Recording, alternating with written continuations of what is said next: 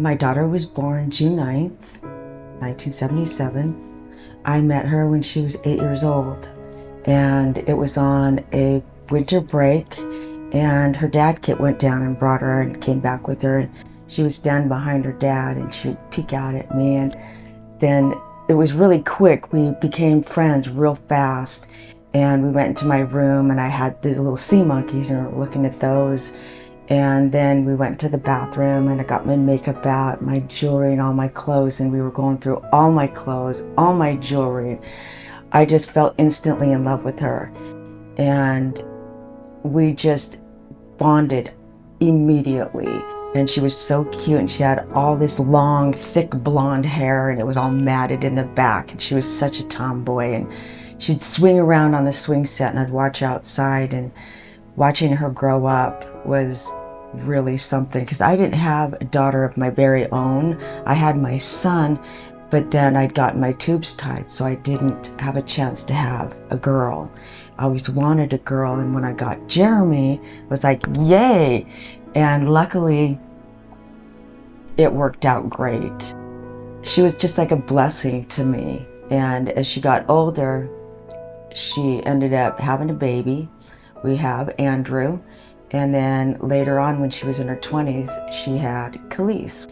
And that was a lot of fun, because I'd go down and get to Clarkston and get all of them and come back, and they'd stay the weekend or the week with me or whatever. And it was really a lot of fun watching them grow up. And so I had Jeramy and then her children. And when my mother died, I had a really hard time with my mother dying.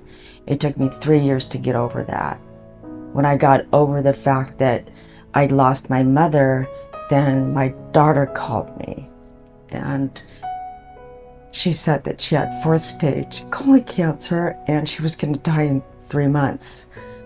And I couldn't quite grasp that. And I remember just standing there and just dropping to the floor, and I looked at my son and I said, she's going to die in 3 months. And he said, what? And I said, she's got colon cancer, 4th stage colon cancer, and there's no saving her. But she managed to live for another 4 years. And it was real brutal, really brutal. She'd call me crying, and not being able to watch her children grow up. She was never going to grow old. She was never going to be a grandmother. She was never going to see my son's daughter, his children, and that really hurt her. She went through chemotherapy twice and radiation, and it just got to the point where she just couldn't do it anymore. Yeah. It was too hard. And so we just had to make her comfortable and let her go.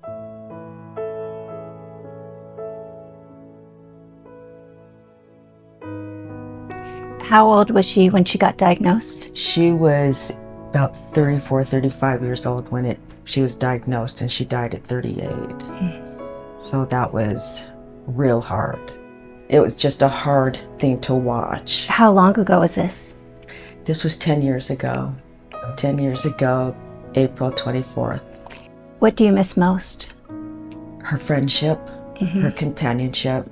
She was always there. I could always talk to her about anything. Jeramy's the only person in the world that knows every single thing about me. Good and bad, she knows everything about me. Nobody else does. So as your stepdaughter, that's pretty amazing that you had such a good relationship. Yeah. I never saw her as a stepdaughter. I never called her my stepdaughter, or she never called me her stepmom. It was always mom.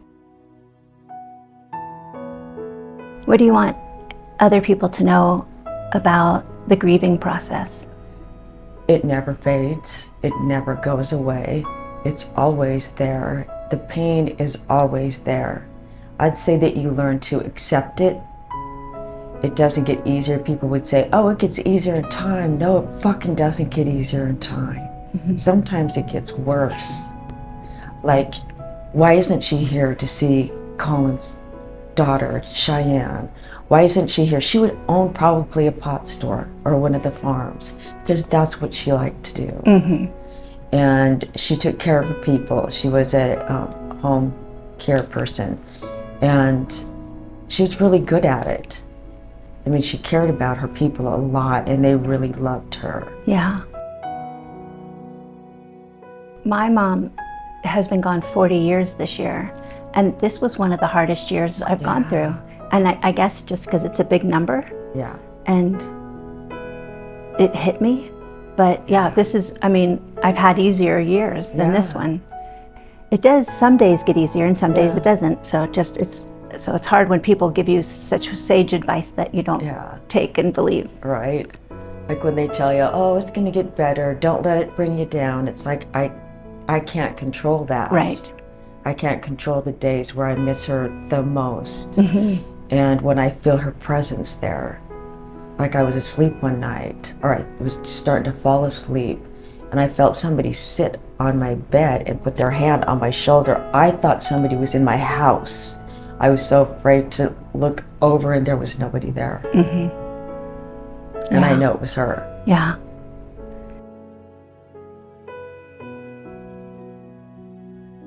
How was the end for her, with her knowing that she was dying?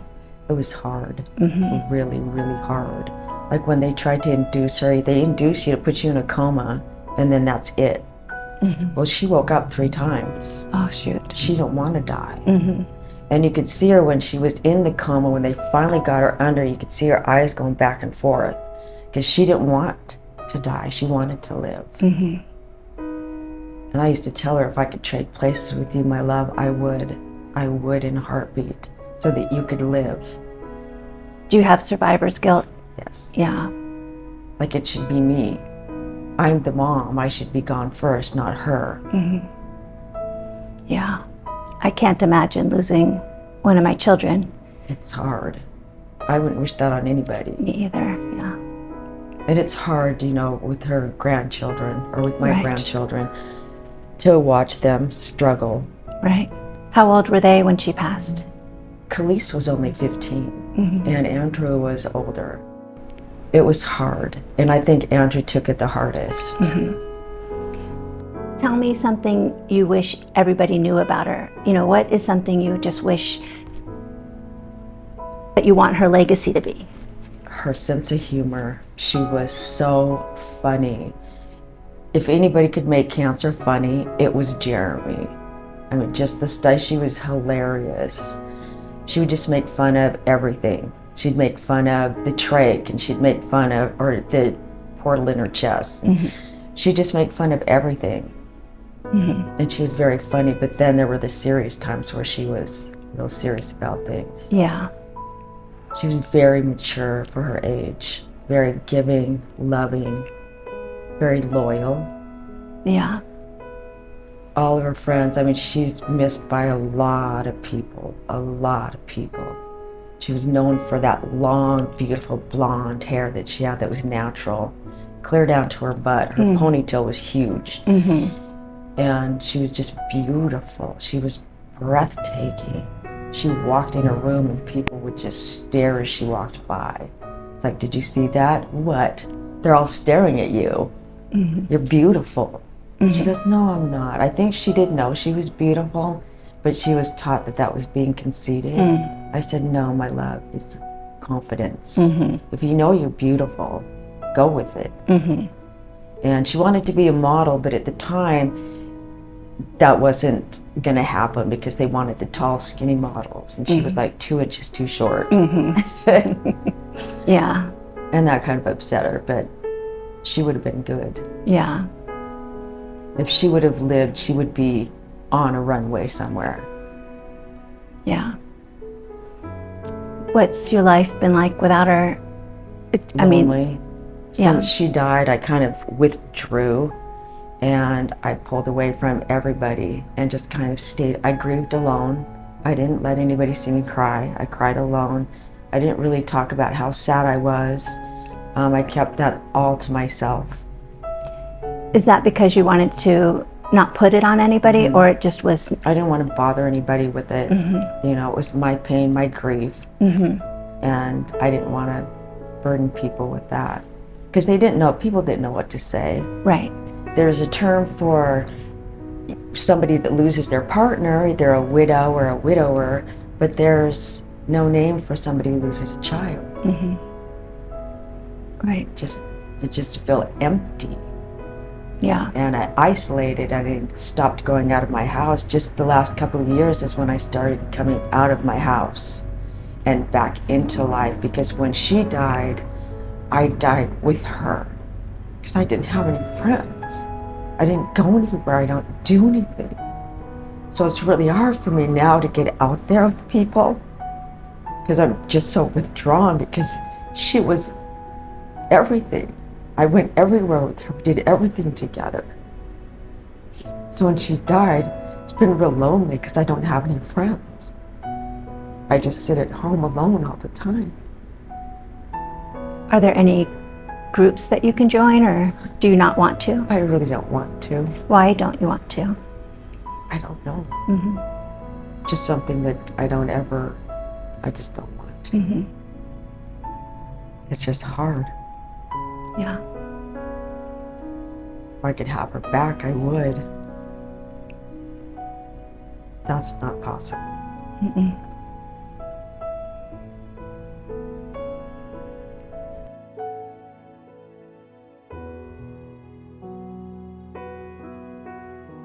Tell me something funny or fun she used to do as a little girl.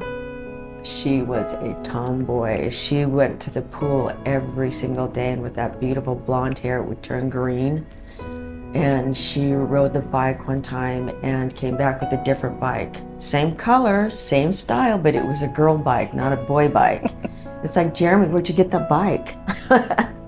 She goes, it's mine. I said, no, it's not. She goes, I don't know where it's at. She just grabbed a bike that looked like hers and rode it home. I'm like, Jeremy. I can't remember if we found who owned the bike, but we never did find the one that belonged to her. Oh, that's funny. But yeah, she's funny. And she'd look through magazines and she'd look at her brother and go, look at, they're using my body. I mean, she's just funny, just stuff that came off the top of her head. She was hilarious. Yeah.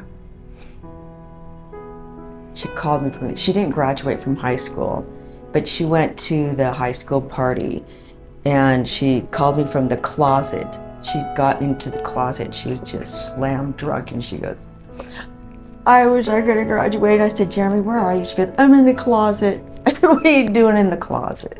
Because I don't want to upset everybody. But yeah, she really wanted to graduate. But she didn't want to upset anybody, so she sat in the closet and cried. That sounds a little bit like you not wanting to upset anybody. Do you think people don't want to be there for you, or do you think they just don't know how to be? I think they just don't know how, and they don't know, because I don't tell people. I just keep that to myself. I've told a few people that I'm lonely, that I wished I had friends. It's hard to make friends when you're older. I know. There's that video then on Instagram where there shows the two adults where they pretend they're kids. I love it. It's like, why can't it be like that? Yeah, it's exaggerated right now too. I think so too in the times of today. Yeah. This is such a hard topic about losing a child. What drew you to this project? What makes you want to share your story, and what are you hoping people will get from it? That it's okay to grieve forever. Don't ever let anybody take your grief away. Cry when you want to cry. Be happy when you want to be happy. Talk about them all the time. Don't let them die. Don't let their spirit die. Keep them alive with stories. When I post about her on my Facebook, especially like about the 5th year, I posted a whole bunch of pictures. I surprised everybody. I tagged Andrew and Khalees and my son, and just all these pictures of her, and all of her friends were like, tag me, tag me, tag me. So there were a bunch of tags on that post, and everybody was telling me stories about her. So that was really cool. Oh, awesome. That was a really cool post. Everybody said something about her. I do hope that we can learn to talk about difficult things. Keep them alive.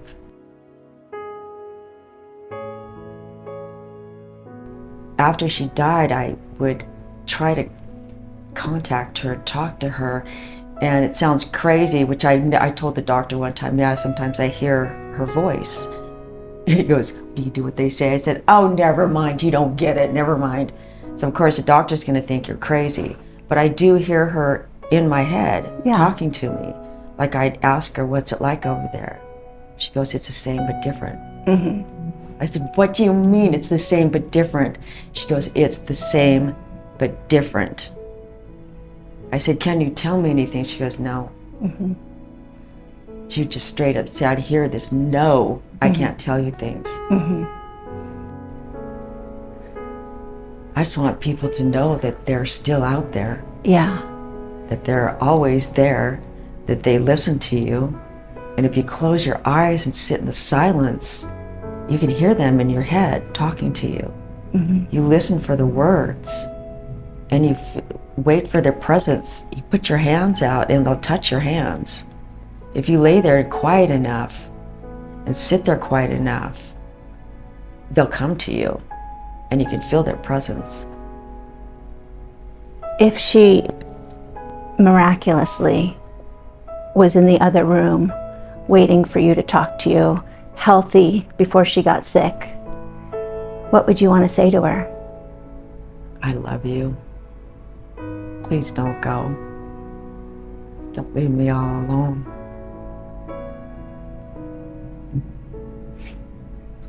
I wish I could trade places with her and let her come back. It's just not the same without her. Yeah. Just miss her. I want my baby back.